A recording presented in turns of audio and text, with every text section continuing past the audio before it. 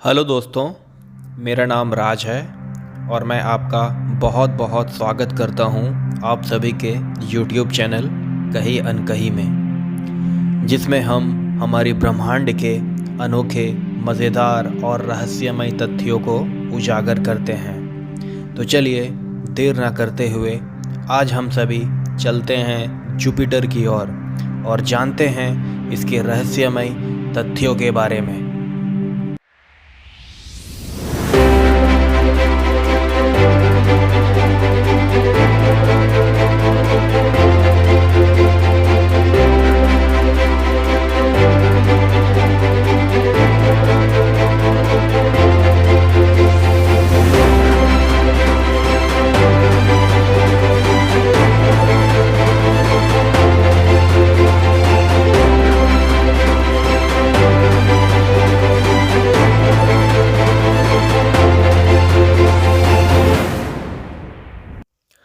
हमारे इस ब्रह्मांड में विभिन्न और अनोखे तरह के ग्रह हैं जो कि अपने मौजूदा स्थान के साथ साथ अपने ऑर्बिटल में किसी न किसी वस्तु की परिक्रमा करते हैं। और इन्हीं सारे ग्रहों में से एक ग्रह जुपिटर भी है जो कि हमारे सोलर सिस्टम में मौजूद है। दोस्तों, आप सभी को ये जानकर हैरानी होगी कि जुपिटर हमारे सोलर सिस्टम में 5वें स्थान की ग्रह है, जो कि हमारे सौरमंडल की सबसे बड़ी और पुरानी ग्रह है। यह प्लैनेट इतना बड़ा है कि हमारे सोलर सिस्टम की सारी ग्रहें एक साथ समा सकती हैं। और तो और 1300 पृथ्वियाँ इस ग्रह पर आसानी से समा सकते हैं। हम सभी इस ग्रह को गुरु के नाम से भी जानते हैं, जिसका मतलब बड़ा भी होता है। शायद इसी कारण हमारे टीचर्स को भी गुरु कहकर बुलाया जाता है। चलिए दोस्तों, अब हम सभी जुपिटर के सरफेस पर चलते हैं। पर आपको ये जानकर हैरानी होगी कि जुपिटर पर किसी भी तरह की ठोस सरफेस है ही नहीं।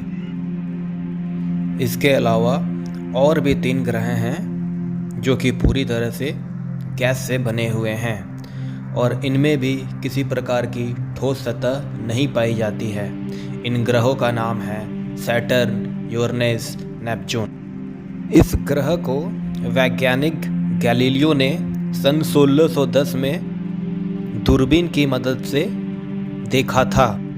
इसे हम गैलीलियो के जिज्ञासा और इच्छा शक्ति से भी जोड़कर देख सकते हैं कि उस वक्त के बहुत ही कम संसाधनों के बावजूद उन्होंने इस ग्रह को देखा और कई रहस्यों को भी उजागर किया। और आज के दौर में इन्हीं सारे खोज के आधार पर 18 अक्टूबर 1989 को वैज्ञानिकों ने एक आधुनिक सैटेलाइट को लॉन्च किया, जिसका नाम गैलीलियो ही रखा गया। जाहिर सी बात है कि जुपिटर की दूरी हमारे पृथ्वी से काफ़ी ज़्यादा होने के कारण ये सैटेलाइट तकरीबन 6 वर्षों के बाद 7 दिसंबर 1995 को जुपिटर के ऑर्बिट में प्रवेश कर चुकी थी। दोस्तों, हमारे जुपिटर में कुल 79 चंद्रमाएँ मौजूद हैं, जिनमें से अभी तक 53 चंद्रमाओं का नाम भी रखा जा चुका है। जुपिटर के वायुमंडल में कई तरह के गैस पाए जाते हैं, जो कि इस प्रकार हैं: हाइड्रोजन 75%, हीलियम 24% और अन्य तरह के गैसेस 1% के आसपास पाई जाती हैं, जिनमें कार्बन, अमोनिया, सिलिकॉन, नियन, ईथेन, मीथेन, O2, हाइड्रोसल्फेट और सल्फर है। जब आप जुपिटर को नज़दीक से देखते हैं तो आपको इसमें विभिन्न तरह के खूबसूरत और बहुत ही हानिकारक गैसों का बादल दिखता है। और इन सभी को देखते हुए अचानक से हमारा ध्यान जुपिटर में मौजूद एक स्पॉट पर पड़ता है। इस स्पॉट को द ग्रेट रेड स्पॉट के नाम से भी जाना जाता है।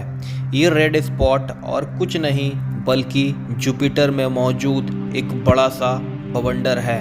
और इस बवंडर की चौड़ाई का आकलन आप इसी बात से लगा सकते हैं कि इस बवंडर में हमारी पूरी की पूरी पृथ्वी समा सकती है। दोस्तों, इस बवंडर की घूमने की रफ्तार तकरीबन 425 किलोमीटर प्रति घंटा है और ये तूफ़ान कई सौ सालों से इसी रफ्तार से हमारे प्यारे जुपिटर में मौजूद है। इस तूफ़ान का पता हमारे वैज्ञानिक रॉबर्ट हुक ने 350 साल पहले सन 1665 में ही लगा लिया था और हमें इस तूफ़ान के रुकने की निकट भविष्य में कोई आसार नज़र नहीं आती। इसके पीछे की सबसे बड़ी कारण ये है कि जुपिटर पर कोई ठोस सतह अतः सरफेस है ही नहीं। इसी कारण जुपिटर में कोई भी बाधा है ही नहीं जो कि इस तूफान को धीमा कर सके या रोक सके। इसके विपरीत इस ग्रह पर मौजूद गर्म तापमान और अधिक प्रेशर के कारण यह तूफान और भी ज़्यादा ऊर्जावान होता जा रहा है। तो चलिए दोस्तों, हम फिर से चलते हैं अपने सैटेलाइट गैलीलियो की ओर। जब 1995 में गैलीलियो ने जुपिटर पर गोता लगाया तो उसके अंदर से प्रोब बाहर निकली जो कि टाइटेनियम मेटल से बनाई गई थी।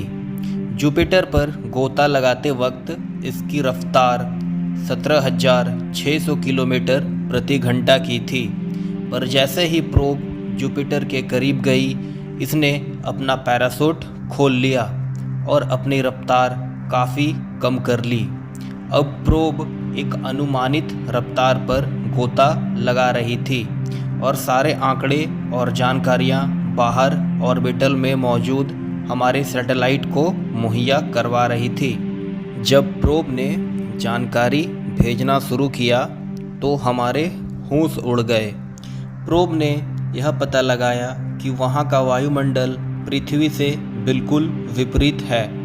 वहाँ की बादलों की आकृतियाँ कुछ इस प्रकार थी मानो वो बादल बिल्कुल अनोखी और नायाब आकृतियों में ढले हुए हैं। सारे बादल विभिन्न प्रकार के और हानिकारक गैसों से बने हुए हैं जिनमें कि अमोनिया, हाइड्रोसल्फेट और H2O है।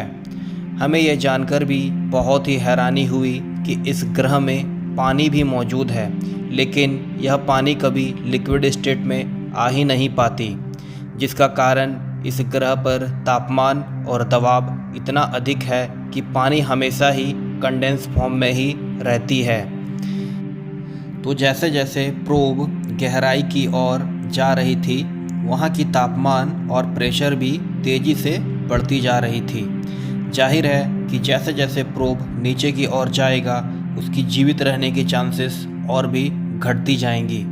जब प्रोब काफ़ी नीचे की ओर चली गई तो अचानक ही वो एक बड़े से गैप में दाखिल हो चुकी थी, मानो कि अचानक से सारे बादल ख़त्म हो गए हैं और ये जगह देखने में ऐसा प्रतीत होता है जैसा कि पृथ्वी पर बैठकर बादलों का नज़ारा लिया जाए।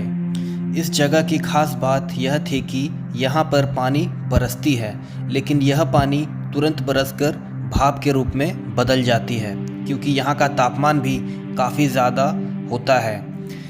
इस जगह से बादल इतने विचित्र और अनोखे दिखते हैं कि शब्दों में इन्हें बयां करना काफ़ी कठिन है। प्रोब ने और भी अंदर जाने की प्रयास की, लेकिन तकरीबन 135 किलोमीटर दूर जाने के बाद सैटेलाइट की संपर्क प्रोब से पूरी तरह से टूट गई थी। वैज्ञानिकों ने इसका तर्क इस प्रकार रखा कि अत्यधिक गर्मी और प्रेशर के कारण प्रोब की बॉडी पिघलने लगी होगी, जिसके कारण सैटेलाइट से उनकी लिंक टूट गई। गैलीलियो के मदद से हमने काफ़ी जानकारियाँ जुटा ली थी, लेकिन ये जानकारियाँ हमारे लिए काफ़ी नहीं थी क्योंकि गैलीलियो ने सिर्फ ऊपरी वायुमंडल की जानकारियाँ ही मुहैया करवाई थी और हमें अभी भी काफ़ी अंदर की ओर जाना था। इसी कारण हमारे वैज्ञानिकों ने फिर से सैटेलाइट भेजकर दूसरे प्रयास को अंजाम दिया और इस सैटेलाइट को 2011 में लॉन्च किया गया। वैज्ञानिकों ने इस सैटेलाइट का नाम जूनो स्पेसक्राफ्ट रखा। इस स्पेसक्राफ्ट की गति पहले से ज़्यादा थी, इसी कारण ये स्पेसक्राफ्ट 5 सालों में ही जुपिटर पर पहुंच गई। इसने जुपिटर की ऑर्बिट को 5 जुलाई 2016 को छू लिया और इस बार हमने पहले के मुकाबले कई और जानकारियां जुटाई। हम जानते हैं कि जुपिटर पूरी तरह से एक गैस बबल के फॉर्म में है, लेकिन कहीं ना कहीं काफ़ी गहराई में इस ग्रह पर भी सरफेस मौजूद है, जो कि काफ़ी गहराइयों में है और यह कोर लिक्विड के फॉर्म में है, जिसका तापमान 10,000 डिग्री सेंटीग्रेड है, जिसमें हाइड्रोजन एलिमेंट मेटालिक फॉर्म में आ जाते हैं। इसी कारण इसे मेटालिक हाइड्रोकार्बन के नाम से भी जाना जाता है और इसी प्रक्रिया के वजह से जुपिटर अपने आसपास के एरिया में मैग्नेटोस्फीयर की निर्माण करता है। जुपिटर की सबसे गहराई वाले कोर को रॉक एंड आइस कोर के नाम से जाना जाता है और इसकी तापमान तकरीबन 43,000 डिग्री सेंटीग्रेड होती है, जो कि बहुत ही ज़्यादा गर्म है। जुपिटर की बड़ी आकृति की वजह से इसकी ग्रेविटेशनल फोर्स भी बहुत ही ज़्यादा है, जिसके कारण आउटर स्पेस से आने वाली एस्ट्रॉयड्स को ये अपनी ओर खींच लेता है और वो एस्ट्रॉयड्स जुपिटर में विलीन हो जाते हैं। आपको ये जानकर हैरानी होगी कि जितने भी एस्ट्रॉयड्स आउटर स्पेस से आते हैं उनमें से कईयों का निशाना धरती होती है, लेकिन जुपिटर की अत्यधिक गुरुत्वाकर्षण के कारण वो एस्ट्रॉयड्स जुपिटर की ओर खींचे चले जाते हैं। इसी प्रकार से करोड़ों वर्षों से जुपिटर पृथ्वी की रक्षा करता आ रहा है, क्योंकि अगर जुपिटर ना होता तो धरती की अस्तित्व ही नहीं होती। सारे एस्ट्रॉयड्स मिलकर हमारे इस धरती को अनस्टेबल कर देते और संभावना ये भी होती कि बहुत बड़े एस्ट्रॉयड्स के टकराने के कारण हमारी पृथ्वी अपने ऑर्बिट से ही बाहर निकल जाती। तो दोस्तों, आज के लिए इतना ही।